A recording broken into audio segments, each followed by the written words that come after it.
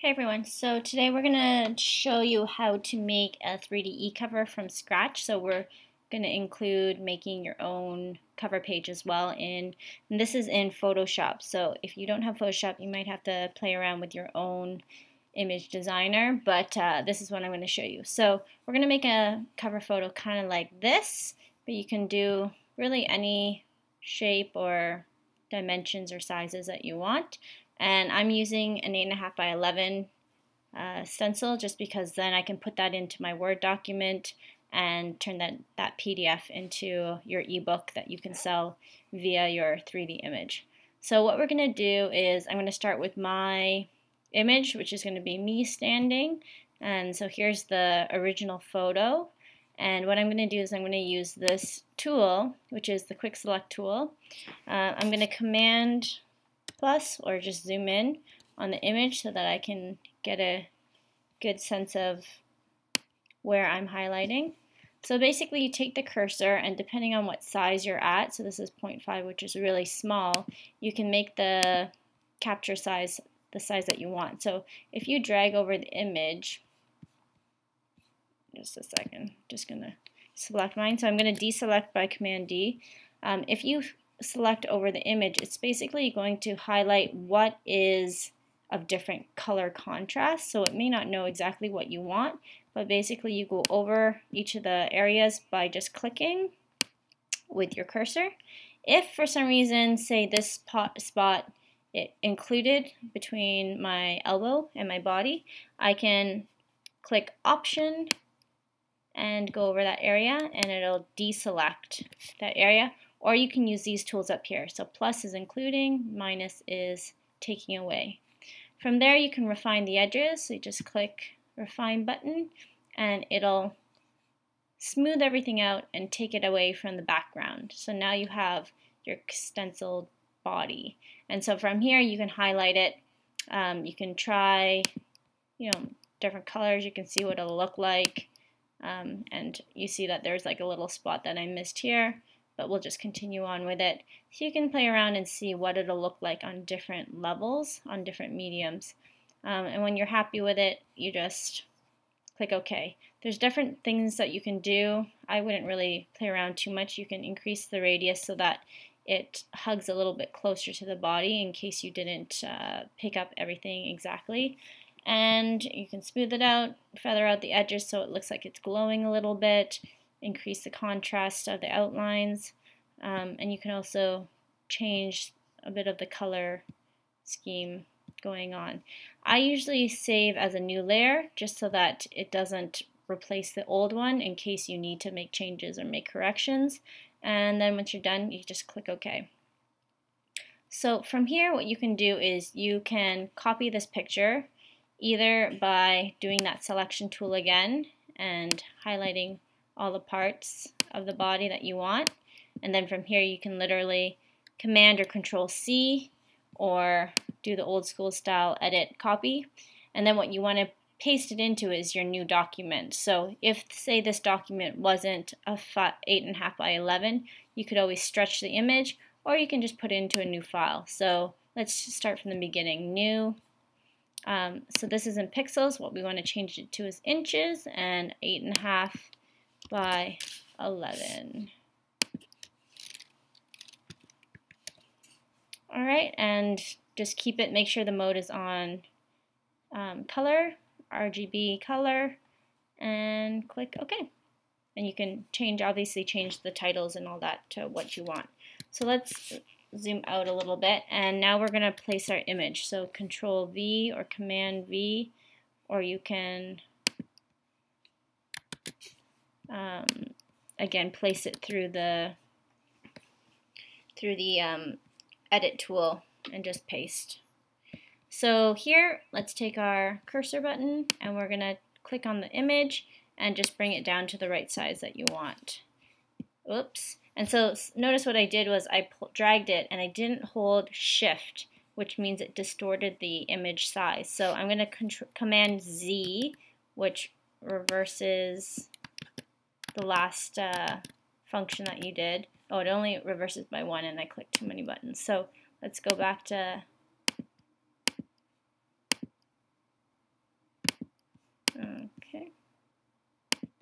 think it's stuck mode. So I didn't save that. So when we're dragging this, let's hit shift while we're dragging from the corner. Shift, and that'll maintain the dimension. So that works for even words as well. So if you have a saying that's too small, then you can shift and do the words. So place your image wherever you want it to be and the little check mark or press enter. And then we can work on either the background or the words. So let's start with the words. So click text, and my title, just watch the sizing of your font. My title is 7 days, and if you notice there's a humongous space because of the previous text size that I was at. So here's my character button.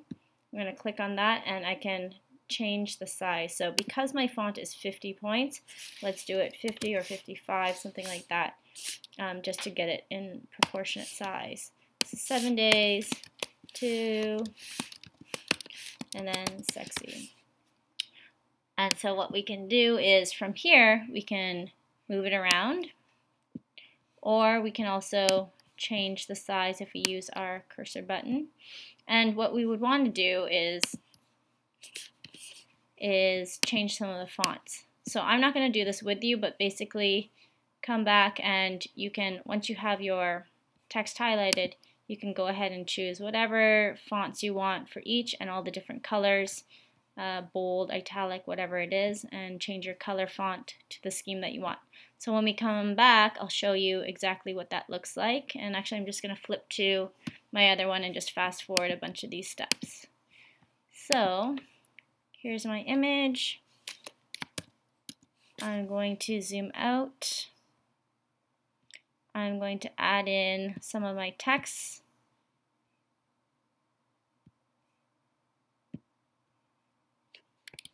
And just deselecting all of those. And then just adding in the text that I had written in from before, because you don't need to see how the lettering that I chose and all that. Alright, so now for the background, what I did was I chose a gray, and basically what you can do is let's create a new layer, highlight the area that you want, and we're going to paint bucket it. So paint bucket, and you're going to choose your color. So I chose a grayish tone, and you just paint bucket. Now if your layer was, say, up above in the order of schemes, it's going to hide everything below. So what you want to do is drag that layer so that it fits underneath what you want to be shown and what's not hidden. So background is going to be at the very bottom. From here, you can do several things in terms of adding some highlights, some colors, some streaks, whatever you want. And for example, you can go to Filter and create some. Oh, this one doesn't look that great. You can, for example, add some speckles. Does that look like speckles? Or a lens flare, which is like this. Oh, it's because it's on a different level. Oh, there we go. So you can add cool little effects to your cover without needing to know how to do it one at a time. So just play around with that and see what you like. I'm going to erase that and just add in my outline from what I did before. And so if you notice, if I deselect, I just added a little border to the edge, and you can do that easily. Let's pull this back in. You can do that easily with this rectangle selector and highlight the outside border and then an inside border at the right size that you want. Add a new layer just so that it's separated, and you don't have to, if you don't like it, you don't have to erase the whole thing. Again, go back to your paint bucket and just choose a color that's a little bit darker. And then paint bucket right in there. If I deselect, Command D, you can, it kind of meshes into the background, but you can see that there's a little bit of a border created. So that's kind of a cool effect that you can do. So this is the one I chose, and I also used some tools to just lighten the center. So instead of paint bucket, there's gradient tools. You can do like circular, fill in circular shapes, all different kinds. There's blurring, there's sharp, there's smudge, so play around with that. And I also put an outline around the body. So similar to when we highlighted it with the selector tool, quick selection tool, you can highlight the body, and so let's do that actually.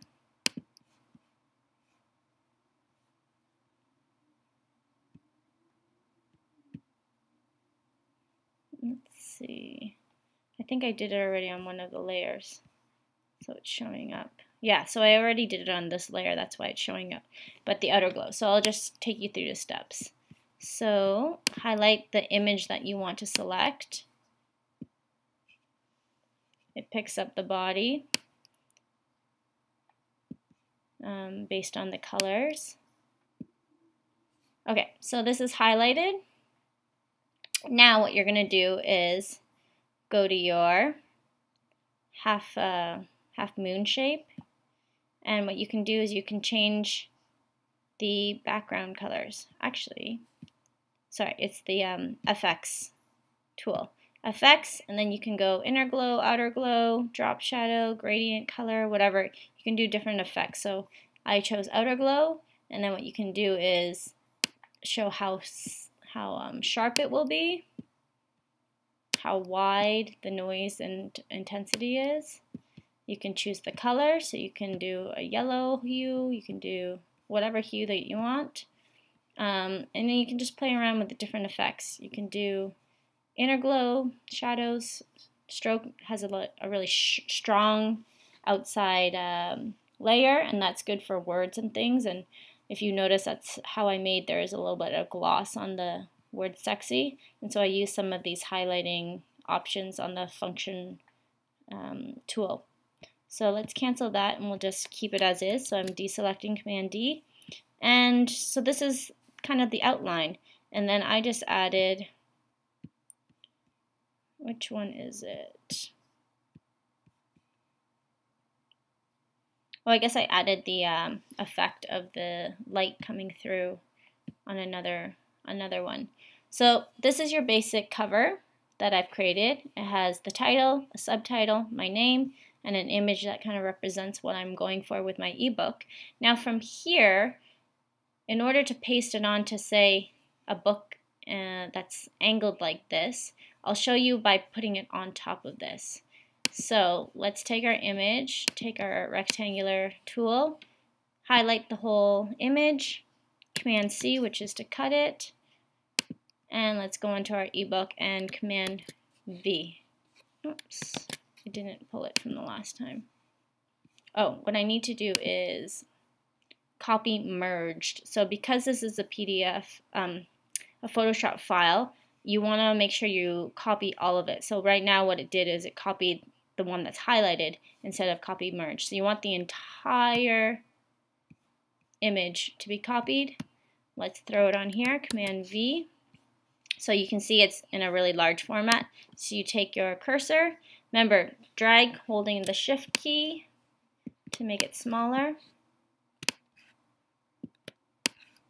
And there we go. So I'm going to line up the corner, and again, Shift, drag it up so it's the height of that corner.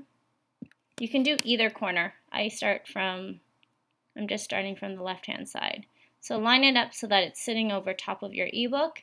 Then what we're going to do is hit Enter or this check mark so that it confirms that this is what you want to do. I'm just going to straighten it out a bit. And then what you're going to do is go into your image and transform. So what we're going to do is we're going to do a we're going to distort it. There's several different ways you can do this, but let's do a perspective adjustment. So now you don't need to hold on to the Shift key, and you just drag it so it looks like it's heading in that direction of going into the distance. hit enter or that check mark button, and now you can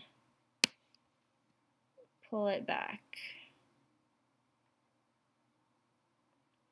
So it's in that direction that we want now, and it's lined up with this corner. Now we just have to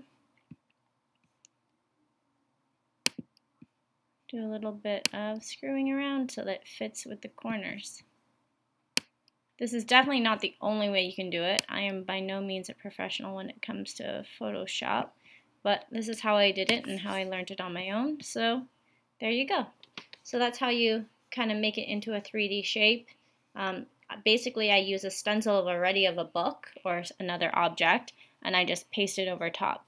So that's how I do it, and then you can, again, make it look different shapes and forms, all from your cover image, which I've shown you in another video how to put it into your Word doc and then save it as a PDF. So I hope you enjoyed that and you learned a little bit out of it.